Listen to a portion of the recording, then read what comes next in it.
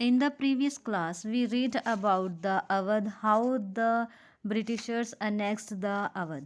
हमने पिछले क्लास में ये पढ़ा था कि किस प्रकार से अंग्रेजों ने जो अवध है, अवध को किस प्रकार से अपने कब्जे में किया था. Now we will read about next topic of this, फिरंगी राज का आना और एक नई दुनिया का खात्मा.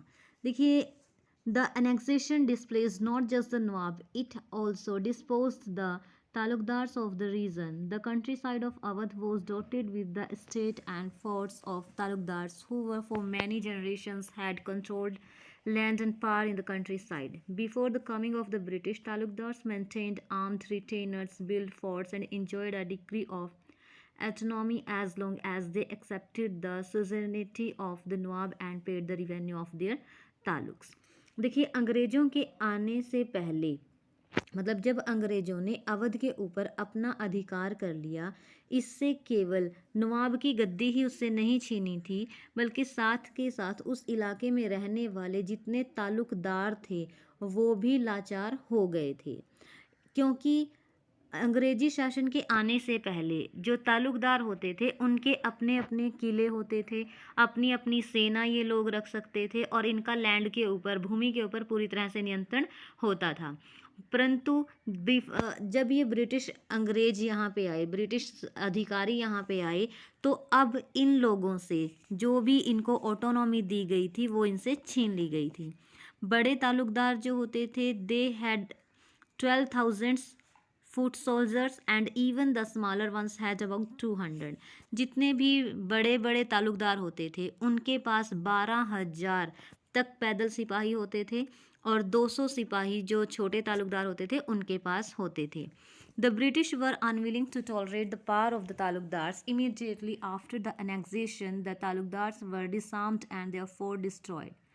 अब देखिए, ब्रिटिश लोग जो थे, अंग्रेज जो थे, वो ताल्लुकदारों की जो शक्ति थी उसको टॉलरेट नहीं कर सकते थे, उसको बर्दाश्त नहीं कर सकते थे. और जैसे ही उन्होंने अवध के ऊपर अपना अनेक्सेशन किया, अपना कब्जा किया, तो सबसे पहले उन्होंने क्या किया, ताल्लुकदार जो थे उनकी सेनाएं भंग कर दी और उनके जो किले थे उनको ख़त्म कर दिया. The British land revenue policy further undermine the position and authority of the Talukdar.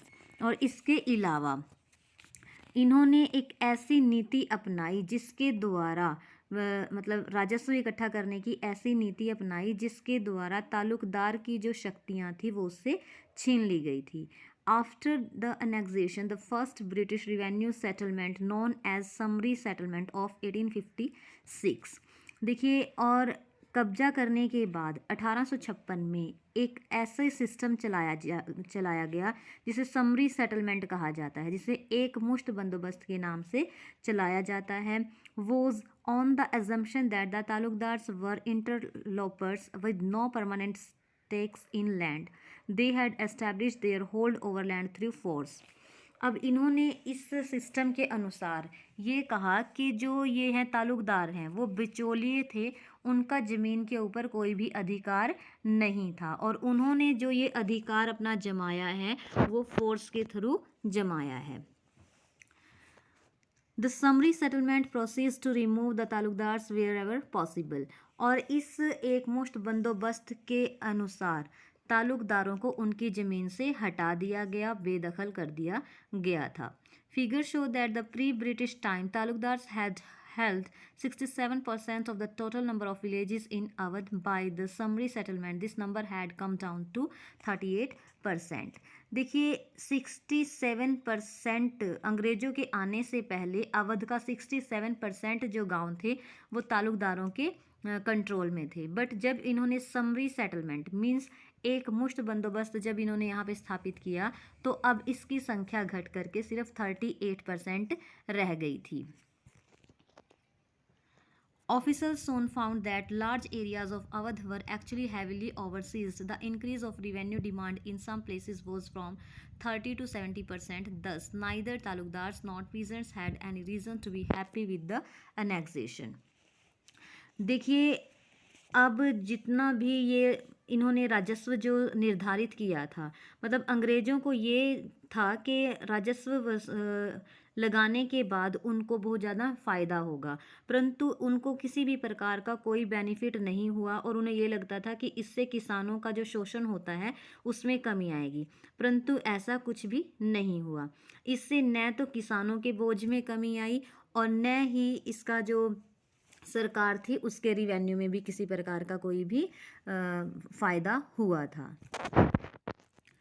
The dispossession of talukdars meant the breakdown of an entire social order. The ties of loyalty and patronage that had bound the peasant to the talukdars were disrupted. In pre-British time, the talukdars were oppressors, but many of them also appeared to be generous father figures. They exacted a variety of dues from the peasants, but were often considered in time of need. Now, under the British, the peasant was directly exposed to over assessment of revenue and inflexible method of collection.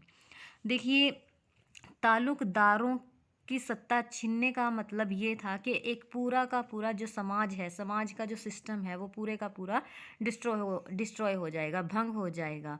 और इससे पहले जितने भी ये जो मतलब ताल्लुकदार जो थे वो पूरी निष्ठा के साथ अपने किसान जो थे ताल्लुकदारों के साथ बंधे हुए थे और मतलब ब्रिटिश शासन के आने से पहले ताल्लुकदार जो थे वो एक ऑपरेसर्स थे। ऑपरेसर्स का मीन्स होता है शोषण करते थे उनका किसानों का, परंतु फिर भी कहीं ना कहीं वो उनके माइंड में उनके लिए एक अभिभावक की छवि भी रखते थे, क्योंकि वो उनसे तरह तरह से अपना जब भी उनको नीड होती थी, किसी भी समय पैसे की नीड होती थी तो वो उनके पास जा कर के उनसे पैसा ले सकते थे।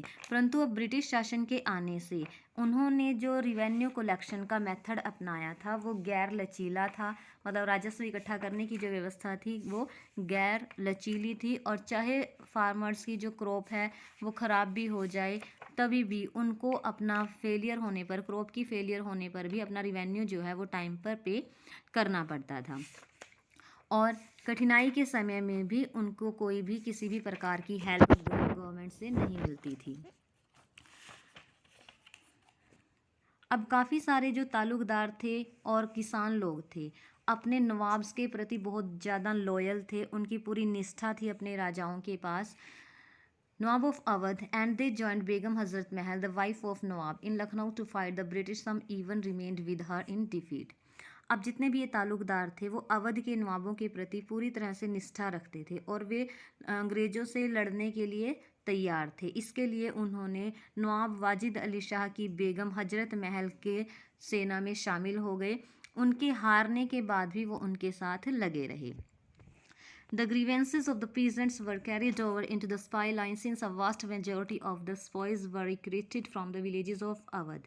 अब ये जो किसानों के दुख थे ये जल्दी ही किसानों के बीच में जो असंतोष था जल्दी ही फौजियों में, सेना में, सैनिकों में पहुंच गया था, क्योंकि ज़्यादातर जो सिपाहियों की भर्ती की गई थी वो अवध से ही की जाती थी।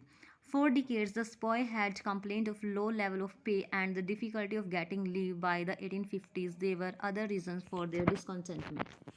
अब यहाँ पे जो किसान तो असंतुष्ट थे ही, उसके साथ साथ जो सिपाही लोग थे वो भी असंतुष्ट थे, क्योंकि न तो उन्हें समय पर छुट्टी मिलती थी और सिपाहियों का जो वेतन था वो भी बहुत कम था।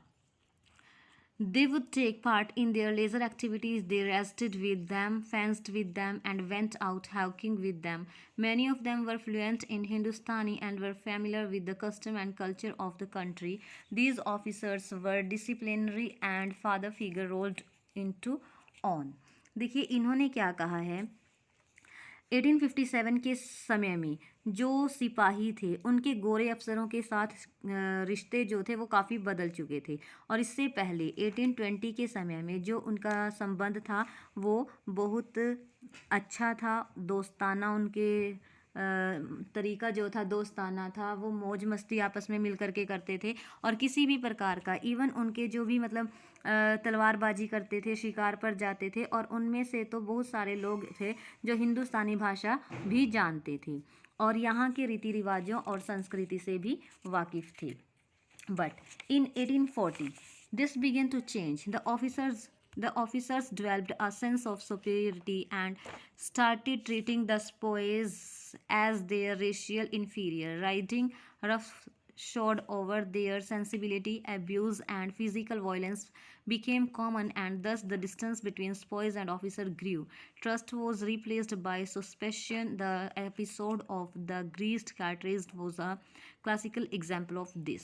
परंतु 1840 के दशक का जो टाइमिंग है, इस समय में इनके रिश्ते बदलने लगे थे। अब जो अंग्रेज अधिकारी थे उनमें श्रेष्ठता का भाव पैदा होने लगा था, और इसके अलावा अब वो भारतीयों के साथ अच्छा व्यवहार नहीं करते थे, उनके साथ गाली गलौज करते थे, शारीरिक हिंसा उनके साथ की जाती थी और